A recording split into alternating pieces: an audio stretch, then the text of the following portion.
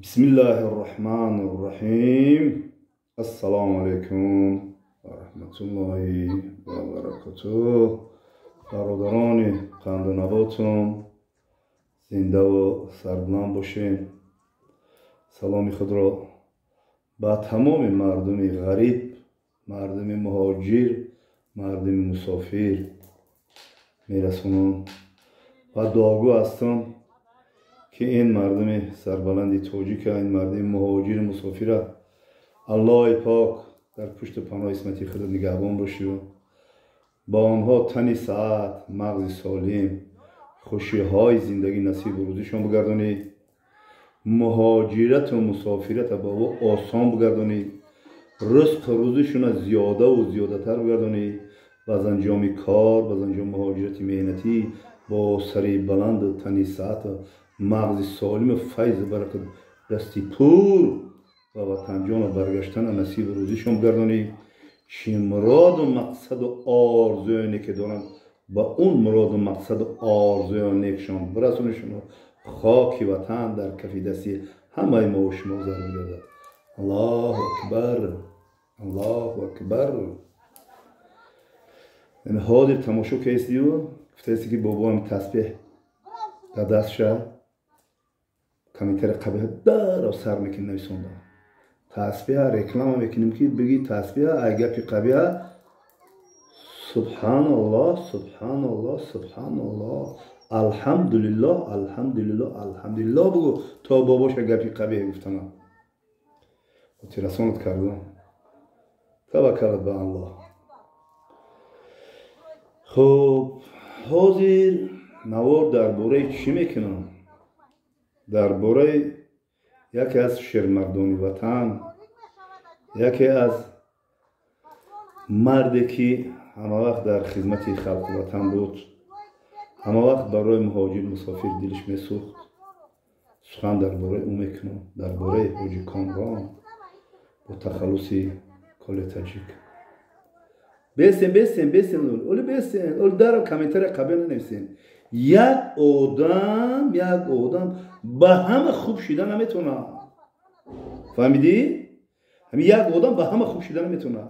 یک مثال نمی رحیمی غرمی، محمد رحیمی غرمی به همه خوب شدن نمیتونه. فهمیدی؟ دنیا همینه. سرانو در حق گپ میوان گپ میزنه. همین مثال رحیمی غرمی، همین خدا عمری دراز بده. این قدر سخاوتمنده، این قدر مثال وای میکنه دستی خیر داره کو با آدمان یافت میشوند که با همون هم گپ میوان گپ میزنن.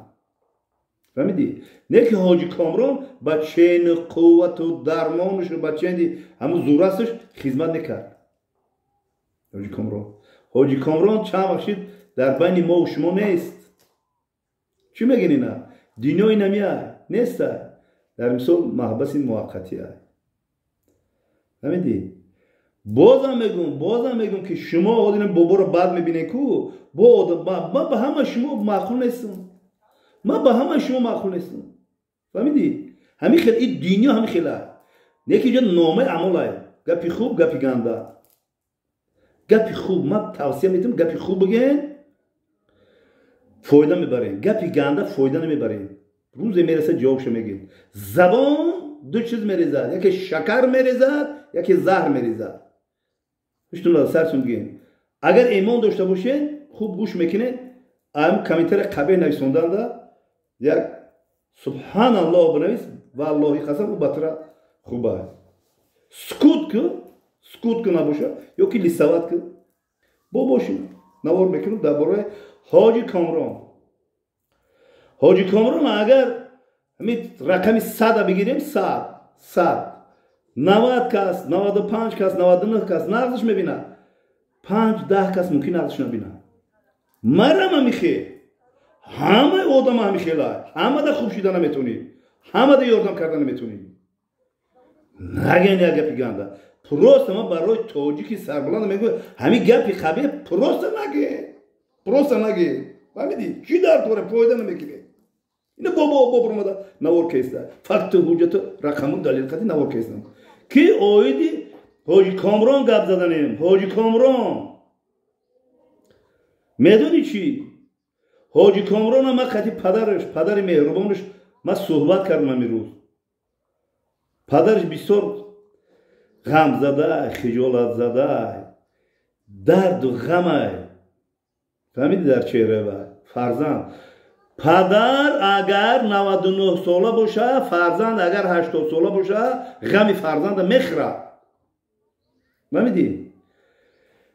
برای همین شف نمیگم، شفتالو میگم که بیا دست جمعانه در حق حاجی کامران شاه دعا میکنیم.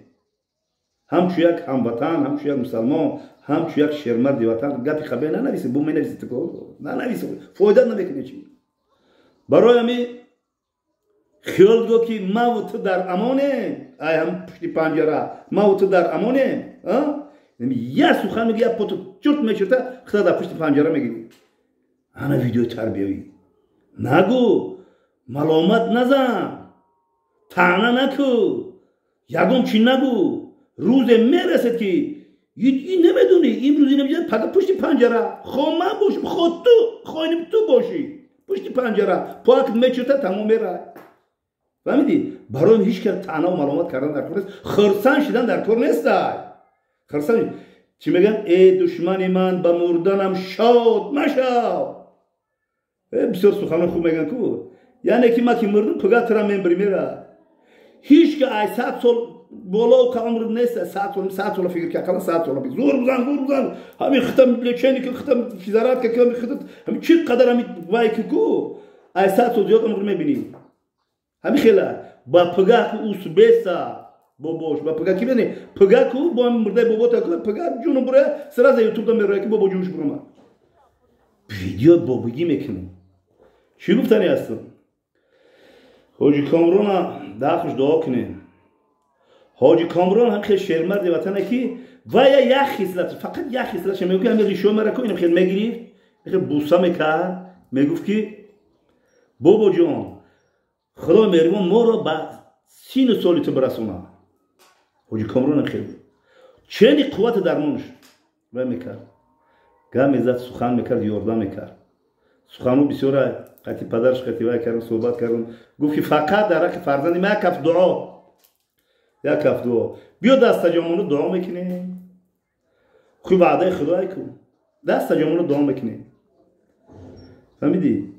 برای همین حاجی کامران من نقد میشناسم، قطعیش صحبت کردگی ویدیوهاش دارم. دل میسوزه دلسوزی ای گوشه ایمان جوش میزنه، دل میسوزه. فهمیدی؟ دشنام حقارت کردن از روی به ایمانی هست. ویدیو بابگی رو تماشا کن.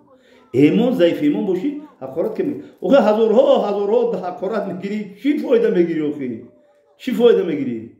دعا کنیم در حق برادر حاجی کامران، دعا کنیم شیرمرد وطن خدای مهربان تیزتر از این مصیبت خلاص شو. با پیش فرزندکاش 7 فرزند نابالو داره، پیش فرزندکاش برگرده که پدر و مادرش شادی و خرسندی کنه و ما هم خرسند شدیم. الله اکبر. دعای بابگی برادرها مصیبت سخته. خود فقط تصور کن خیلی همبست کردن اگر که این روزا بسری من بیاد بسری همه آمدنش ممکنه. فهمیدی؟ برای همه چی گفتنی هستم؟ دوست باشه، برادر باشه، در پهلوی همدیگر باشیم، شکرانه این دولت و ملت و این سرزمین بیشت آسا کنیم، شکرانه کنیم که چونین دولت و چونین راهبر و چونین زندگی داریم. ما شکر نمیکنیم. آخی شکر کوی نعمتت افزون شود، کفرگویی از کفت بیرون شود. برای همین خدا نگهبان باشه. صحبت ها باقی زنده و سربلند باشه. در حق حاجی کامران شاه همه وقت دعاگو هستیم. الله اکبر.